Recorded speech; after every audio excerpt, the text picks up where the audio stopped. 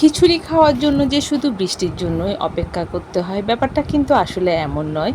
এখন মানুষ এমনিতেও খায়, যে কোনো ওকেশন বা যে কোনো কিছুতে কিন্তু এখন আমরা অনেক কিছুই পরিবেশন করে থাকি বা অনেক খাবারের আয়োজন করে থাকি। তো আমি আজকে আয়োজন করে ফেলেছি খিচুড়ির।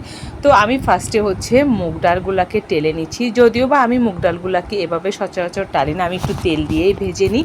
বাট আজকে আমি টেলে নিয়েছি। টেলে তারপর আমি হচ্ছে এখানে অন্যান্য ডালের সাথে চালের সাথে মিক্স করে তারপর ধুয়ে ফেলেছি। যদিও বা আমি সবসময় খিচুড়িতে ডালটাকে আগে একটু কষিয়ে নিই, ডালটা সেদ্ধ হওয়ার পরেই কিন্তু আমি চালটা দিই। বাট আজকে আমি অন্যান্য আপুদের ভিডিওতে এভাবে রান্না করে দেখে আমিও আজকে ট্রাই করলাম এভাবে রান্না করতে। আর আজকে আমি রান্নাটা সরিষার তেলেই করেছি।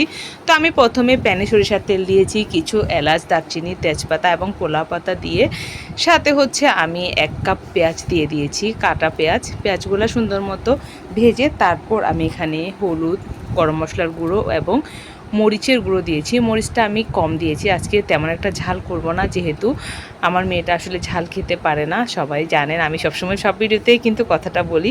তো যাই হোক, এখানে আমি হচ্ছে আদা রসুন পেস্ট দিয়ে দিয়েছি, দিয়ে আমি এগুলো আবার সুন্দর করে হচ্ছে নাড়াচাড়া করে কষিয়ে নিব। তো আজকের খিচুড়িতে আমি হচ্ছে গরুর মাংস দিব, একটু ভুনা খিচুড়ি স্টাইলের করার চেষ্টা করেছি।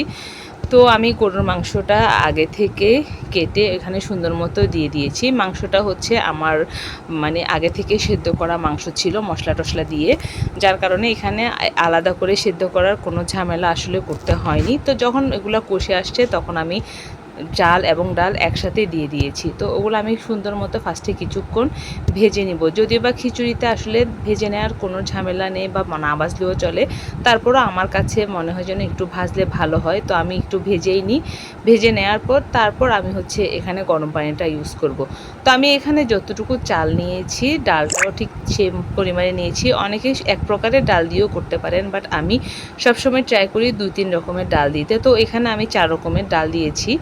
এখানে আমি হচ্ছে মসুরের ডাল, খেসারির ডাল, মুগ ডাল এবং হচ্ছে চনার ডাল, 4 রকমের ডালই আমি দিয়ে দিয়েছি। তো আপনারা যে কোনো 1 রকম বা 2 রকম দিলেও হবে। তো আমি এখানে হচ্ছে গরম পানি দিয়ে তারপর হচ্ছে প্যানের ঢাকনাটা দিয়ে দিয়েছি, দেখতে পাচ্ছেন। এ পর্যায়ে আমি কিছু কাঁচামরিচও দিয়ে দিব। কাঁচামরিচটা অনেকে লাস্টের দিকে দেয়, বাট আমি একটু আগে দিই যাতে করে কাঁচামরিচটা একটু নরম হয়ে আসে। দেখতে পাচ্ছেন আমার হচ্ছে ভাতটা ফুটতে শুরু করেছে।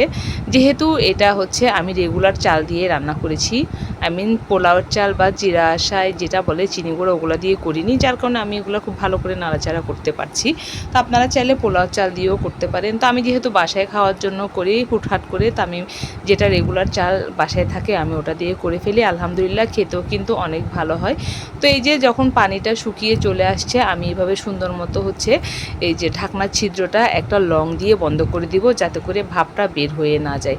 দেখতে পাচ্ছেন খুব সুন্দর ঝরঝরে একটা খিচুড়ি হয়েছে। আমাদের বাসায় যদিও বা লেটকা খিচুড়িটা কেউই পছন্দ করে না, আমিও করি না, যার জন্য আমরা সবসময় এই যে সুন্দর ঝরঝরে একটা খিচুড়ি করার চেষ্টা করি।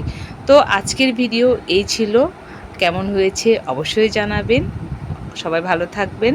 আল্লাহ হাফেজ, আসসালামু আলাইকুম। ভালো লাগলে ভিডিওটি শেয়ার করে দিবেন, লাইক এবং কমেন্ট তো অবশ্যই করবেন। ধন্যবাদ, সবাই ভালো থাকবেন। আসসালামু আলাইকুম।